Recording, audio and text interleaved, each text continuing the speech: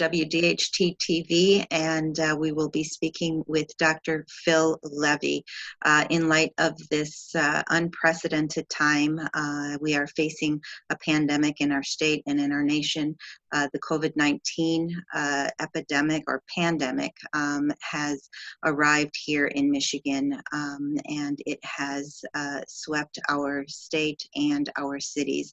Dr. Phil Levy, who's the Assistant Vice President of Transitional Science and Clinical Research Innovations for Wayne State University School of Medicine. He's also an ER physician and also heads the American Heart Association's charge in regards to keeping our hearts healthy. But in this situation, he is leading the charge in the testing for COVID-19 within our cities and state. Dr. Levy, welcome to WDHT TV once again. It's good to be with you, Siham. Sorry under such circumstances. Absolutely, but I thank you very much for your time and especially for your efforts. I know that you're on the front line doing what you can out there to create an end, hopefully, to this unprecedented time within our country and within our city. So talk to us about what you are doing in regards to testing and really, you know, how it sort of changed from when you started to where we are today, which is March 29th. Sure. So we have really taken a pretty aggressive approach to providing testing services for healthcare workers and first responders.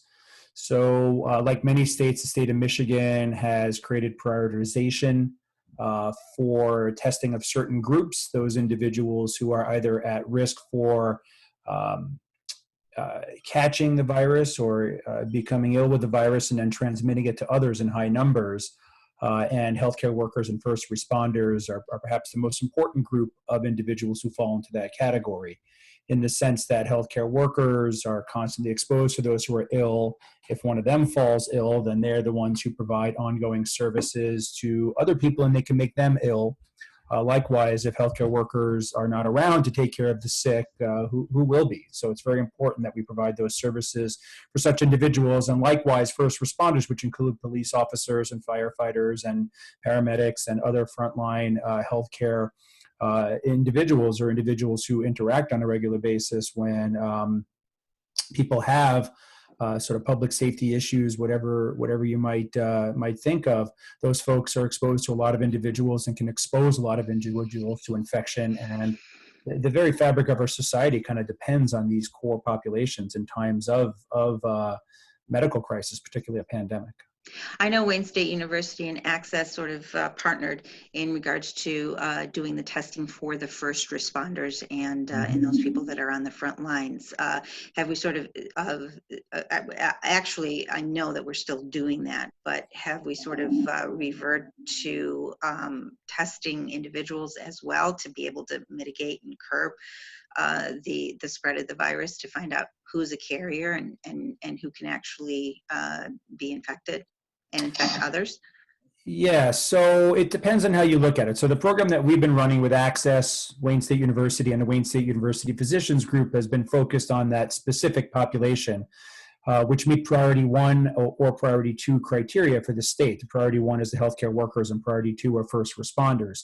When you start to think of the other group that you want to test, the people who are at high risk for developing adverse consequences of the infection, it's important to identify those individuals too, those who are age greater than 65, those who have comorbidities, those who have chronic lung conditions, who, if they get infected, won't do well. It's important to identify them. As far as testing the general population, that's a little bit more of a challenge. We are probably too late at this point for general population testing in order to make a huge impact, because the solution, regardless of whether or not in the general population you're not a high-risk patient, the solution if you have the illness is to stay home. And so we are now in a period of a stay-at-home order, and so it's not going to change anything in terms of how we approach the management of the pandemic. So if we wanted to know maybe a month ago how broad the prevalence of this was and separate those who do and do not have disease from each other and try to spread the infection, that would have been the right time to do this a month or 2 months ago. But unfortunately, at that time, we weren't equipped with testing capacity and infrastructure to do this. So, we're in a very difficult time. We would have liked to have done things differently. Had the resources been available, they weren't. And so now it's time to understand what's the judicious use of testing for the population in order to ensure the least continued spread and impact on those at risk for bad outcomes. No, absolutely. I think that's an entirely new show later on Yeah, right. to find out, why we're in this situation. But right now we are, and I guess just trying to move forward is the most important thing to do. Right. So what are the criteria? And I know, people have gotten a lot of different information and what have you. And there's something new that I've been hearing in regards to feeling nauseous or throwing up, or that seems to be another symptom that people were not aware of, which is sort of on the line right now. So what can you speak to that? I mean, people get stomach viruses a lot, especially during this time. So how do people know what to expect or differentiate between going to the hospital, getting help, or saying, this is a stomach virus, let me wait this out? Well, I think an important distinction is that the potential source of the symptoms is not the reason to go to the hospital. So the reason to go to the hospital is regardless of the source of the symptoms, if you feel ill enough that you can't manage it at home. So if someone has vomiting and diarrhea, but they're able to keep ahead of their hydration, meaning they don't feel their mouth is dry, their lips aren't chapped, they're not getting dizzy or lightheaded when they stand up, those are indications that you're probably going to do okay at home. So maybe to kind of back up a sec, the coronavirus is a virus, and all viruses trigger an immune response, and the immune response is what makes you feel so awful. It sounds kind of strange, but the response to the infection makes you feel terrible. And that is because the cascade of inflammatory mediators and all these things that get released, that's what makes you have all the other symptoms of a headache, and what gives you the fever, and what gives you the body aches and all that type of stuff. So what we're most concerned about with COVID, though, is not so much the general viral symptoms, but more so the respiratory symptoms, because what is killing people with this disease is respiratory failure. And the reason that people get respiratory failure or are at risk for it is when they have these comorbidities like chronic cardiovascular disease or diabetes, or like Asthma. lung disease, asthma, COPD, cystic fibrosis, not that common, but a big risk factor. So really it's a matter of understanding who you are and your background. If you're somebody who has a lot of immunocompromise, let's say you have HIV or you're on chemotherapy for cancer regimens, you're certainly at risk of developing the infection. And maybe a little paradoxically, you might not mount as robust or aggressive as an inflammatory response to the infection. And so maybe you don't feel quite as bad with it, but you're still at risk for having adverse outcomes. All of these kind of things kind of play together in understanding what we should be doing with this illness. But the most important thing, I think, for your viewers and listeners to understand is that for the vast majority of people, it's going to be an uncomfortable but mild illness. You may have runny nose, sore throat, cough, fever, body aches, headache. We are seeing some reports of more GI symptoms like nausea, vomiting, and diarrhea, those types of things. But it's not going to be anything that's going to be incapacitating for the vast majority of us. And I don't mean that to minimize anybody's symptoms. People feel bad and they feel bad.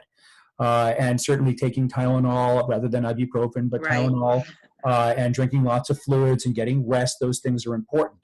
But what we want people to very much watch out for are things like uncontrollable coughing, coughing up blood or anything like that, obviously, but uncontrollable coughing and difficulty breathing, because what that may signify is that you're starting to develop some of that fluid buildup in people's lungs that we're seeing, and that's what's leading to the high need for ventilators and things we might be reading about on the news, and the potential for respiratory failure. So, Dr. Levy, we've heard about the lack of ventilators and the lack of equipment and PPE equipment, personal protection for our frontliners. So where are we at in Michigan? I know we've become a hot spot. We're increasingly becoming,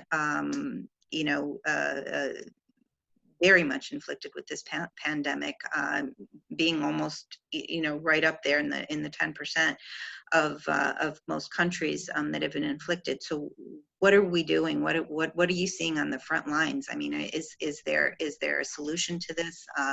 Are we going to be like Italy? I think we're fast approaching. But what are we doing to try to contain that and mitigate the situation on the front lines? So, foremost, staying away from each other, social distancing, and adhering to the stay-at-home order is really important, because you might feel well, and that's good, and we want people to stay feeling well. People who don't have the infection or are not manifesting severe symptoms, just staying away from everyone else is important. There are people who are what are called asymptomatic carriers, so to say. They have the infection. They're not really getting a bad consequence of it, so they feel they can go about their normal business. But this is not the business of your normal business.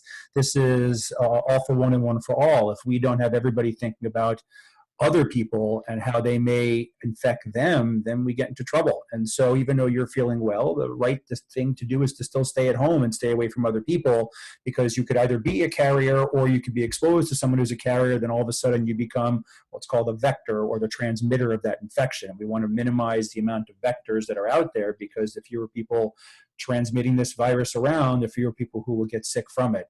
So when you see the numbers, though, so it's important also for your viewers to understand that the numbers that we're seeing here in Michigan don't necessarily mean that we have an outlier risk in Michigan per se. Now, we do have an airport that's a major hub of travel and transit all over the world, and I'm sure that plays into it. We have a lot of people in businesses in the area that do a lot of travel, right? There's a lot of travel, to Europe and to Asia and to other areas which have, large impacts of the virus. But we're also doing a lot of testing in the area, and there's a lot of recognition that the virus is present here. So the rise of the virus really reflects the greater capacity for testing and expanding testing opportunities, in the sense that the numbers reflect who's diagnosed, and the only way to diagnose it is to test. And so whether what we're seeing just reflects the testing capacity and increased diagnosis of cases versus something that is specific risk to the area, I think most people think it's the former, not the latter. That said, we do have a lot of risk in our community for bad outcomes, particularly in impoverished segments of society and areas of Detroit, where there are a lot of underserved individuals who not only can't isolate or quarantine themselves effectively, but when you're doing that, in order to fight this illness and do well, you have to have the physiologic resiliency. You have to be able to not have comorbidities it's better if you don't have comorbidities that make it more likely that you'll have bad outcomes. And we have a lot of people in Detroit with a lot of comorbidities, and then you throw Which are comorbidities are like underlying circumstances. Things like hypertension, high blood pressure, diabetes, chronic kidney disease, lung disease, underlying conditions. Underlying conditions, anything that compounds other things, heart disease, histories of stroke, those types of things. And then you add on top of that difficult accessibility of healthful food options, or environmental pollutants, or whatever you have that kind of fits into the mix. And you can see that these all kind of come together to produce definite outlier risk to the people who are infected, and a lot of concern and worry at the hospital level to take care of all these folks. But we're seeing this in New York City, we're seeing this in Louisiana and other populous areas as well. And I think the bottom line here is that we just have to be very understanding that our healthcare system is in a tenuous balance in Michigan, in these other locations across the country, because there's only so much capacity to take care of really sick people. And we are at the point now where ICUs are filling up, and we're looking at creating makeshift alternative healthcare settings like the TCF Center in Detroit. And they just opened up the Javis Center in New York City, which is a makeshift hospital with over 2,700 beds. And this is kind of where we're at right now. We have to have the capacity to take care of those who really need hospital-based care, and there's more and more of them in a lot of different locations. So it's we are at a tipping point, and the best way to prevent us from tipping over is to prevent new cases from being from being transmitted. Right. So basically, continue to wash the hands. The social distancing is really important. So stay home if you don't need to go anywhere. Also, the new evidence that states that ibuprofen, Motrin, anything with Advil, Aleve, all those things are not good to take. So Tylenol is basically the safest thing to take. Yeah. So on a practical basis, and I don't know if this is something that you could speak to, but a lot of people are ordering online groceries and having them delivered to the home. How safe are those? How safe are the bags? How safe are the packaging? What should we be doing? What should we be looking at in order to make sure that we're safe when we're handling this? Or is there an issue? I think that there may be some issue across you can imagine how many hands touch things. And does, all it takes is one person who's got the illness to touch something. But I think the bottom line is you can't not eat, right? You can't not, it's going to be next to impossible to fully insulate yourself from all the potential risks that exist out there. And so the best you can do is do the best you can do, which is, like you said, wash your hands, not touch your face, try to keep away from other people. I think that we're probably okay taking some, home deliveries and that type of things. But again, we're not going to test everything that goes out the door. You just can't do that. And so, one of the things that may be seeming to provide some benefit is more use of masks in the general population. We were initially told not to wear masks, and now there's some suggestion, looking back on data from China, that wearing masks, not necessarily the N95s, but surgical masks, just to prevent yourself from transmitting stuff or touching your face, maybe in the area where you might get a spread to your nasal passages or your oropharynx, which is the typical point of entry. So what would be for the common individual sitting at home trying to follow directions, self-isolate, families staying home, not going out, what would you say to them that is a little bit optimistic in terms of where we're headed, the time frame in regards to, some people are saying, president's saying April, Easter, and I think more realistically, people are saying that it's going to be June. So what is your perception? What have you seen? What do you think is logical? I think each area of the country is in a relatively different point in their trajectory. So New York is further ahead than where we are. We will be where New York is in some period of time, be it a week or two, something like that. And then each area is it's gonna change. So when we talk about it being this way through June, it might be this way through June across the country or in different parts of the country. But the areas that are on the high ascendancy point right now, they talk about the curve and flattening the curve, which is basically the trajectory of new diagnoses over time. We're still at a very steep portion of that right now, but that can't sustain forever, because the only thing that makes the virus go away is when more and more people have been exposed to it and resistance builds up and it doesn't infect any others in a new way. So that's kind of, I guess, the silver lining here is it will go away. We're not going to be in this for an infinite period of time. Eventually, enough people will become immune to the virus and it just will stop infecting people. So that's where we have to kind of ride it out and get to. And yeah. So it's an optimistic thing. I know. But what are your thoughts in regards to a vaccine to this virus? There are some interests in developing a vaccine that are out there. We're actually part of a consortium with Henry Ford Health System that's looking at some vaccine trials. But the key with the vaccine is that you have to make sure it's safe. You don't want the cure to be better than worse than the cause, the disease you're trying to prevent. So and we've seen this with other things like the smallpox vaccine, which caused myocarditis and caused a lot of harm to young men and women who got it as part of the military. So I think the vaccines are great, but they're not going to be here tomorrow. They're going to have to go through trials and safety testing. So that's going to be a little bit. What are the hopes for the hydrochloroquine, I believe, and the azithromycin combination? Is that something that we should be hopeful for? Well, I think if you're looking at something that could potentially mitigate the consequences of those with severe illness or that type of thing, that may be one approach. I think where there's a lot of interest right now is in how do we either prevent severe illness from developing amongst those with mild illness, and how do we prevent those who are not infected from being infected. Vaccines would obviously be a great way to do that. Exposing everybody would be a great way to do that, but that's just something over time, and we certainly don't want to risk those who are going to have bad outcomes. So there are trials we're talking about now. One of them hopefully will be kicking off in this area, looking at hydroxychloroquine as a preventative measure for outcomes. But again, the single most important thing that all of us can do is self-quarantine and stay away from each other and stay at home. And it's a human-to-human contact type of thing. And some of it's aerosolized, but basically, if you don't have contact with other humans, you're not going to get this virus, and that still remains the best way of keeping yourself safe. And it's a difficult thing to do, but a very necessary thing to do right now. So wash your hands, stay as far away from individuals as possible, and hopefully we will ride through this very difficult time.